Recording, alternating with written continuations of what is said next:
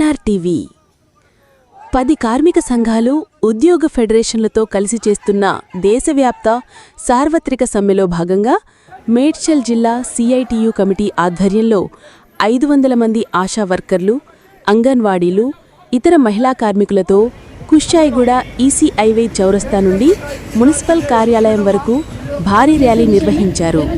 ఈ సందర్భంగా సిఐటియు మేడ్చల్ జిల్లా కార్యదర్శి జె చంద్రశేఖర్ మాట్లాడుతూ, కేంద్ర ప్రభుత్వం కార్మికులకు వ్యతిరేకంగా తీసుకువచ్చిన 4 లేబర్ కోడ్లను రద్దు చేయాలని డిమాండ్ చేశారు. ప్రభుత్వ రంగ సంస్థల ప్రైవేటీకరణ ఆపాలి, కనీస వేతనాలు 26,000 రూపాయలు ఇవ్వాలి, 8 గంటలు పని దినాలను కొనసాగించాలి, స్కీమ్ వర్కర్స్ను కార్మికులుగా గుర్తించాలి, కనీస పెన్షన్ 9,000 రూపాయలకు పెంచాలని వారు డిమాండ్ చేశారు. మనం ఇప్పుడు అనుకోవచ్చు, మా గురించి మాట్లాడేది ఈరోజు దేశవ్యాప్త సమ్మె కాబట్టి అందరు కార్మికులు ఐక్యంగా పోరాటాల్సిన సందర్భం కాబట్టి అందరి గురించి స్కీమ్ అని కాదు, కార్మిక చట్టాలకే ఈరోజు దిక్కు లేకుండా పోయింది కాబట్టి 4 లేబర్ కోడ్స్ అమల్లోకి వస్తే ఎలాంటి పరిస్థితులు వస్తాయో ఆల్రెడీ మనందరికీ అర్థమైంది. 10 గంటల పని దినం జీవో వచ్చింది కాబట్టి అందరం కలిసి ఐక్య పోరాటాలు చేస్తేనే ఇప్పుడు మనం ఏమైనా సాధించుకోగలుగుతాం. స్కీమ్ వర్కర్లందరూ భవిష్యత్తులో ఐక్యంగా పోరాటం చేయాలని మేము కోరుకుంటున్నాము. ఎందుకంటే ఒక్కొక్కరు చేస్తే వీళ్ళ పని వాళ్ళతో, వాళ్ళ పని వీళ్ళతో చేసుకునే సందర్భాలు ఉన్నాయి కాబట్టి దయచేసి అందరూ ఈ కార్యక్రమంలో పాల్గొనాలని, అట్లాగే మన పోరాటాలు ఏవైతే ఉన్నాయో ఇంకా విస్తృతం చేసి కనీస వేతనం అమలయ్యేంత వరకు ఈ పోరాటాలకు అంతు ఉండదనేది మేము ఈ సందర్భంగా తెలియజేస్తున్నాం. కేంద్ర రాష్ట్ర ప్రభుత్వాలు స్కీమ్ వర్కర్ల పట్ల ఇంత నిర్లక్ష్యంగా ఉండడం, 20 సంవత్సరాల నుంచి స్కీమ్ వర్కర్లతో ఇంటి చాకరీ చేయించుకుంటూ కనీస అవసరాలైన ఈఎస్ఐ, పిఎఫ్, గ్రాడ్యుటీ, ప్రమాద బీమా సౌకర్యం లాంటిది కూడా లేకుండా చేస్తున్నారు. ఈరోజు రిటైర్మెంట్కి ఎంతో మంది స్కీమ్ వర్కర్లు సిద్ధంగా ఉన్నారు. వాళ్ళకి ఎటువంటి బెనిఫిట్స్ అనేవి లేవు, చనిపోయిన వాళ్ళకి ఎటువంటి బెనిఫిట్స్ లేవు, రిటైర్ అయినా ఎటువంటి బెనిఫిట్స్ లేవు. ఇన్ని సంవత్సరాలు 5 సంవత్సరాలు పనిచేసి దిగిపోయే ఎమ్మెల్యేలకు సైతం పెన్షన్ వస్తుంది, అన్నీ వస్తాయి.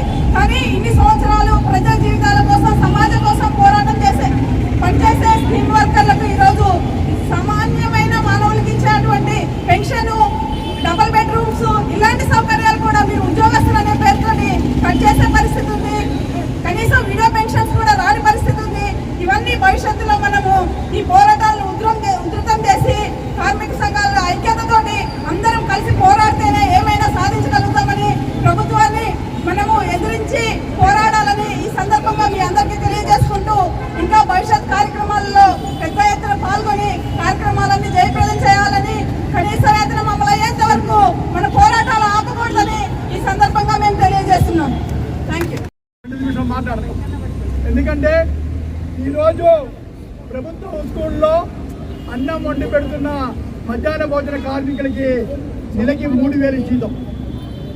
ఎక్కడైనా కార్మికులు పెట్టుబడి పెట్టి పిల్లలకి అన్నం పెట్టేది ఎవరంటే ఈ ప్రపంచంలో ఏ కార్మికుడు గవర్నమెంట్ స్కీమ్ని సొంత జోబులో నుంచి తీసుకొని డబ్బులు పెట్టి పిల్లలకి అన్నం పెడుతున్నారంటే అది భారతదేశంలో మధ్యాహ్న భోజన కార్మికులు. కానీ ఈ మధ్యాహ్న భోజన కార్మికులకి తెలంగాణ రాష్ట్రంలో ఈరోజు పరిస్థితి ఏంటంటే ఇప్పుడు వరకు 3 నెలల బిల్లులు రాలే. ఒక్కొక్క మధ్యాహ్న భోజన కార్మికులకి 20,000 నుంచి 1,20,000, 1,30,000 వరకు బిల్లులు రావాలి. అంటే ఇప్పుడున్న రేవంత్ రెడ్డి అయినా, ఇందు ముందున్న కేసీఆర్ అయినా, అంత ముందున్న చంద్రబాబు నాయుడు అయినా మధ్యాహ్న భోజన కార్మికులు జోబుల నుంచి లేకుండా వడ్డీకి తీసుకొచ్చి అన్నం పెట్టి పేరు వాళ్ళు తీసుకున్నారు. బిల్లులు ఇవ్వడం కష్టం, జీతం ఇవ్వడం కష్టం. ఇంత నరక యోజన, ఇంత ఇబ్బంది మధ్యాహ్న భోజన కార్మికులకు ఉంది. అందునే ఈ ప్రభుత్వాన్ని హెచ్చరిస్తున్నాం. మధ్యాహ్న భోజన కార్మికులకి వెంటనే బకాయి పడ్డ బిల్లులు వెంటనే చెల్లించాలి, వారికి జీతం పెంచాలి అని కోరుకుంటున్నాం. అదేవిధంగా మొన్ననే 5వ తారీఖు 10 గంటల పని చేయమని జియో జారీ చేసిండు రేవంత్ రెడ్డి గారు.